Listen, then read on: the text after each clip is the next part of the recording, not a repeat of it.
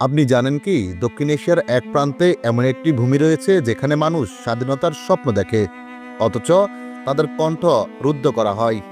এটি বেলুচিস্তান, প্রকৃতির এক সম্পদে ভরপুর অথচ দারিদ্র নিপীড়িত এক ভূমি।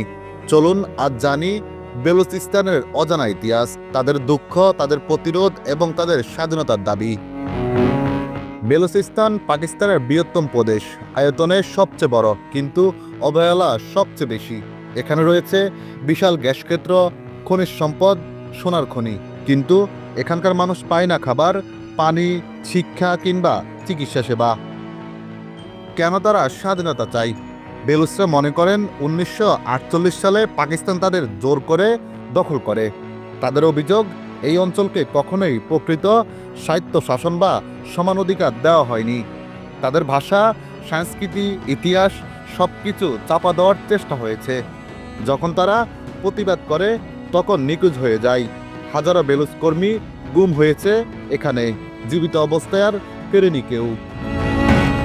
বেলুচিস্তান নিয়ে আন্তর্জাতিক গণমাধ্যমগুলো অনেকটাই নীরব। মানবাধিকার লঙ্ঘনের সুস্পষ্ট প্রমাণ থাকা সত্ত্বেও বড় দেশগুলো নিজেদের স্বার্থে চুপ। কিন্তু সোশ্যাল মিডিয়া, ইউটিউব এগুলো এখন নতুন অস্ত্র। আমরা যদি আওয়াজ তুলি, বিশ্ব শুনবেই। বেলুচিস্তান শুধু একটি জায়গা নয়, এটি একটি জাতির অস্তিত্ব রক্ষার লড়াই। তাদের ন্যায় বিচার দাবি, মানবাধিকার ও সাংস্কৃতিক স্বীকৃতির লড়াই। আসুন আমরা অন্যায়ের বিরুদ্ধে কথা বলি। আপনি যদি ন্যায় বিচারের পক্ষে থাকেন তাহলে এই ভিডিওটি শেয়ার করুন, লাইক দিন এবং কমেন্ট করতে ভুলবেন না। কমেন্টে লিখুন ফ্রি বেলুচিস্তান। একটি আওয়াজ হাজার কণ্ঠে ছড়িয়ে পড়ুক।